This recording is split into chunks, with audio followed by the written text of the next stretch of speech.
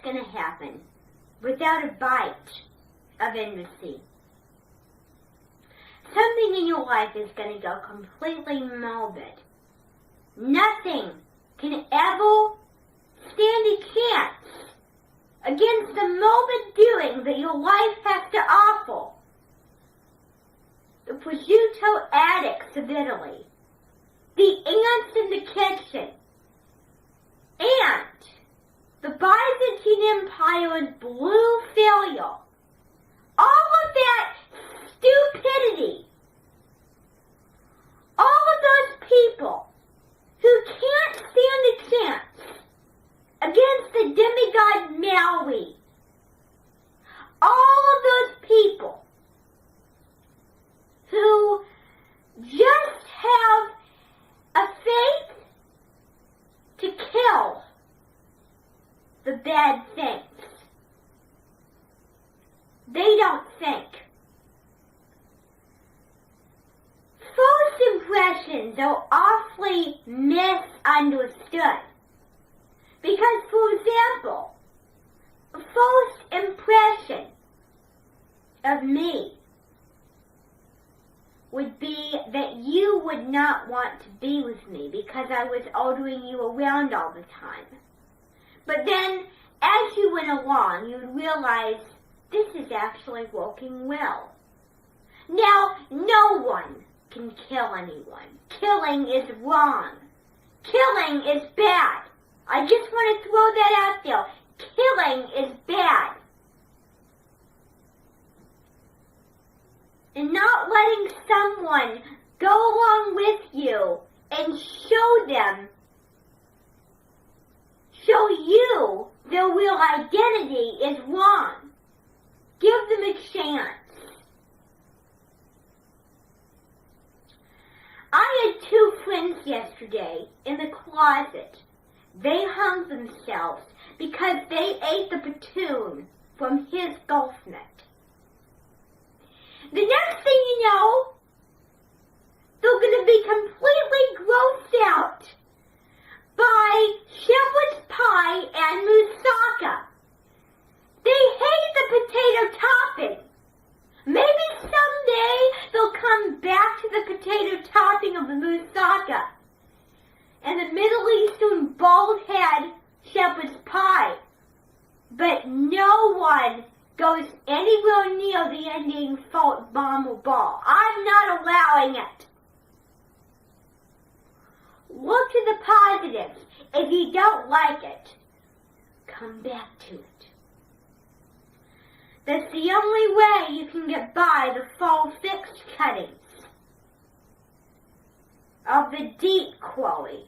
You get the stone slate in the tube, and how they do it is they just run it down the mines, and then down to the chute where engines and men get coal over their faces without having to clean up after workshop loaning.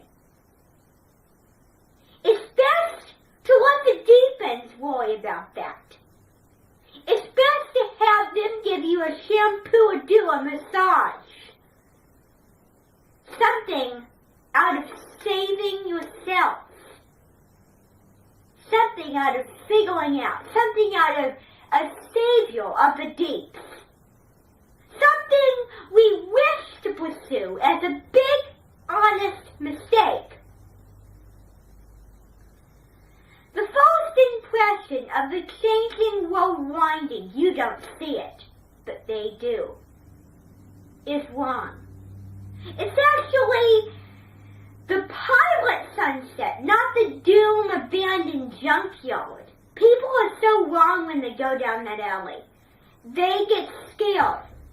Then they get lost. The fog just closes them in. But I have to say, if you have true faith in the fog will open a small path that you can go through. The fog is not God. However, God, He makes sure that the fog does the job. He makes sure that the fog acts like a gateway to the outside I roll. The fog actually responds. I reckon I've just seen 2 hitch hunters over there by Geese's ghoulies. They've chopped down half a ghoulie already, half a duckling, half a sheep, half a woodcut. And then the wood piece is completely soaked with fish juice, and they argue which is more important, the wood piece or the fish. One argues the fish, the other argues the wood piece. I have to tell you that the wood piece is the same amount of importance as the fish. The fish is a living creature. But think, if you had to be warm, if you had to live and hunt and survive in the fall, you would definitely need wood to burn a fire.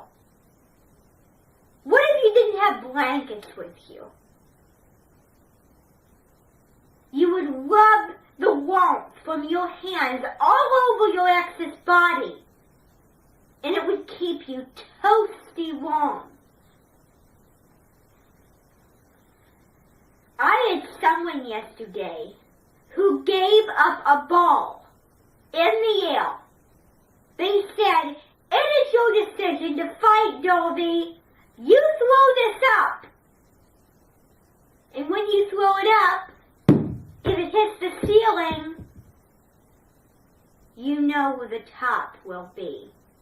No one is strong enough to throw a ball up into the sky, because if you do that, it will just fly out into space. As you can see from the sky, I have 3 cuttings up there, and a very sharp knife is weaving in my attic. "Oh, senor, bring the knife away from the cutter. It's dangerous. Be safe with the web cuttings." You have a knife and you get rid of the cobwebs. What if someone is screaming like Alicia Batti? They're stuck. Well, then you need to cut their hair and get them balled down. The only way you can save them from the deep cuttings is to get them away. But walk away, just like a bee, walk away from the deep cuttings. I guess my point here is to be brave. The deep cuttings and the doomed cleaner. Keep away, but be brave. I mean, you're not going to run away. Be brave to walk away, but don't face it. You can't stand a chance against either the deep cuttings. I'm sure several politics will tell you. All over North Byway, to edgy out the edgy, to edgy out the deep cuttings is completely neutral. Because neutralizers face the challenge of facing the stairs on the slates.